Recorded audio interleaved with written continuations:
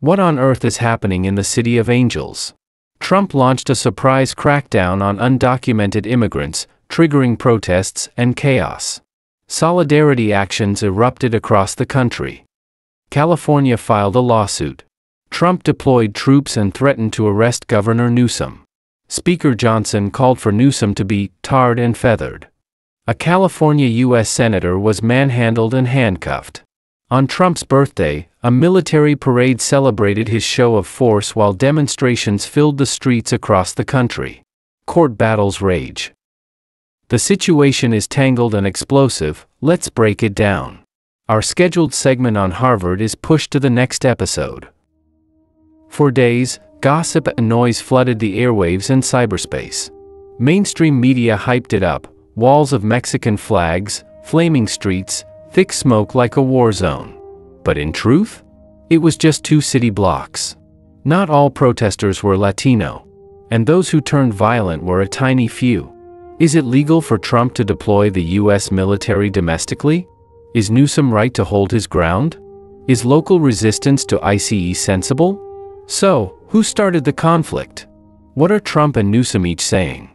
Who's telling the truth, and what even is the truth? Why is it so hard to make sense of this? What does the public think? And what comes next? Subscribe to Zindom USA, no hype, no bandwagoning. Just clear, factual analysis that lays out what really happened. Friday, June 6, just after 9 a.m., ICE, Immigration and Customs Enforcement, launched coordinated raids across multiple sites in Los Angeles. Under the pretext of investigating forged work permits, they stormed a Home Depot parking lot where day laborers gather and a garment factory. Dozens were detained and taken away, including local union leader David Huerta. News spread quickly and sparked panic. By 3 p.m., families and residents rushed in to stop the vehicles, physically blocking them. Rumors flared, and tensions rapidly escalated into violent confrontations. Saturday afternoon, Trump ordered 2,000 National Guard troops into Los Angeles. Governor Gavin Newsom condemned the move as an illegal federalization, and California filed an emergency lawsuit. Protests intensified.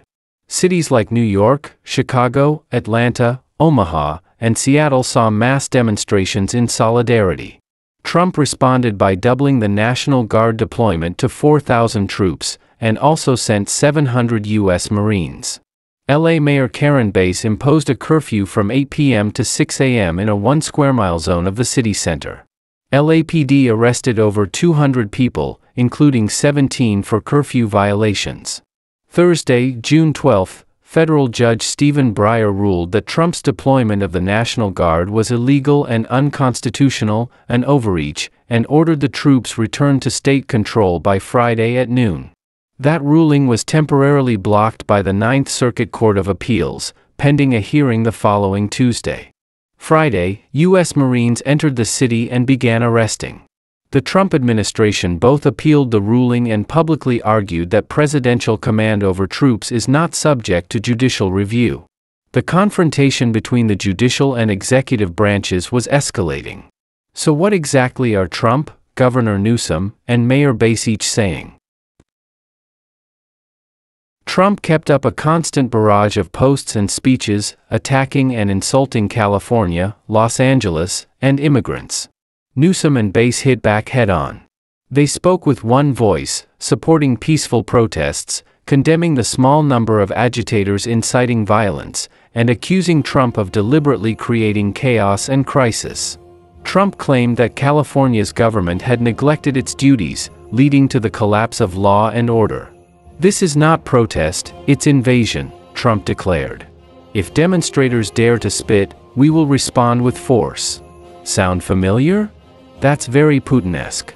Newsom slammed Trump's troop deployment as unlawful militarization, an assault on democracy. Trump voiced support for border czar Tom Homan to arrest Newsom. When reporters asked, on what charge, Trump replied, "The major crime is running for governor. He is extremely unfit, incompetent." He called Newsom "Newscum" and claimed the protesters were all paid actors, paid to be in the streets.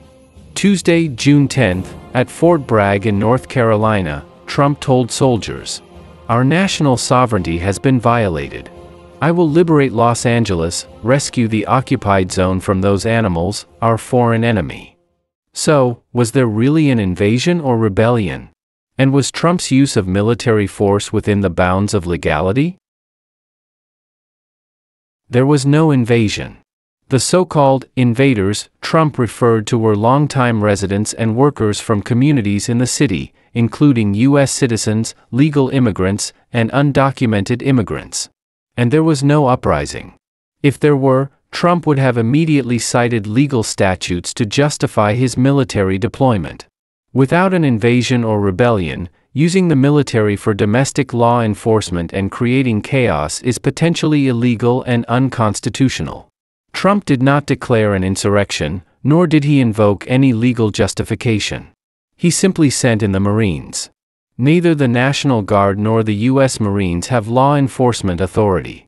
This confrontation marks a new chapter in Trump's long-running strife with the U.S. constitutional system. It's also a dangerous experiment testing the limits of American democracy, and a total eruption of Trump's long-held grudge against California. Some smell civil war. Some fear that if California falls, the beacon of liberty will go dark. So why did this showdown happen in California? And can California withstand and push back Trump's attack? This aggressive ICE sweep stemmed from a hard directive issued on May 21 by Trump, through his White House deputy Stephen Miller. ICE was ordered to triple daily arrest quotas, from 1,000 to 3,000. Agents were told to be aggressive, creative, and to sweep day labor markets, factory floors, bystanders, and anyone not carrying legal documentation on the spot. There are two Californias. One projects the golden future of America and the world. The other is, in Trump's words, a pile of cultural and material trash. Trump has long spewed anti-California venom. The whole state is a dump. San Francisco and Los Angeles are crime-infested cesspools. California is lawless. California robs the federal government. Hollywood and Silicon Valley are enemies of the American people. And yet California is America's most populous, most economically powerful state, ranking as the fourth or fifth largest economy in the world. For every federal tax dollar Californians pay, they get back only 8 cents in federal aid. America is a nation of immigrants. Every family has that story. Today, nearly 50 million are foreign-born, making up 14.3% of the population. California is the most immigrant-heavy state, with 10.5 million immigrants, making up 27% of its population. Los Angeles alone has 4.4 million immigrants, second only to New York's 5.4 million, making up nearly 40% of its metro population. Across the U.S., about 11 million undocumented residents live and work, 4.8% of the labor force. Greater Los Angeles has about 1 million undocumented workers, nearly 10% of its labor force. California as a whole has 1.8 million, or 6.2% of its workforce. Back in the 1990s, when Newt Gingrich wanted mass deportations from New York, Republican Mayor Rudy Giuliani strongly opposed it. Mass expulsions would cripple the city. To protect urban stability and economic function, major cities began enacting laws declaring themselves sanctuary cities. Los Angeles, San Francisco, New York, Chicago, Seattle, Denver, Portland, Philadelphia, Austin, Boston, Miami, they all passed ordinances forbidding local law enforcement from actively cooperating with ICE raids, in order to preserve trust, safety, and social cohesion. The truth is, without immigrants, there is no America. Without undocumented labor, the economy collapses. So why does Trump dare challenge all of this, defying the nation, dividing the states? What's his end game? To break the system? To take the U.S. down with him? Trump 2.0 has failed across the board, both at home and abroad. But launching a massive anti-immigration sweep under the banner of law and order generates clicks, chaos, and energy, a way to rally MAGA morale and maintain media dominance. Harvard? Taken down. Amazon? Taken down. The biggest media, the biggest law firms, if they don't kneel, take them all down. California is #1 in the world. Los Angeles is #1 in California. Take them down. Take them all down. Trump is still testing the waters, running experiments. As the boldest political gambler of our time, the bigger the risk, the bigger his bet. Deploying troops costs over $100 million. Military parades cost tens of millions more. Lawsuits will drag on, and taxpayers foot the entire bill. Meanwhile, public opinion is clear. 60 to 36 oppose military crackdowns. 56% oppose deporting employed undocumented immigrants. 57% oppose deporting non-criminal undocumented immigrants. 68% oppose deporting those brought here as children. 78% oppose deporting spouses of U.S. citizens. 11 million undocumented people. 4.4 million U.S.-born children. Deport all of them? Strip away partisan noise, independent voters overwhelmingly reject Trump's moves. Even Republican lawmakers have voiced concern, warning that overboard anti-immigration actions will harm innocents and destabilize the economy and society. So why does Trump keep blatantly lying and doubling down? Trump fears exposure, fears being seen for what he is, abusing power, derelict in duty, and hell-bent on bringing down California. Newsom condemned the military escalation as deliberate and theatrical, a political stunt aimed at crisis-triggering and abusing presidential authority. Trump threatened to have him arrested? Go ahead. Get over with it. Newsom called the threat a blatant push toward dictatorship. He's not trying to be a martyr, he stands with millions of Californians and Americans. Governor Shapiro of Pennsylvania declared his state ready to face down any military deployment. Veterans and active-duty military officers alike spoke out.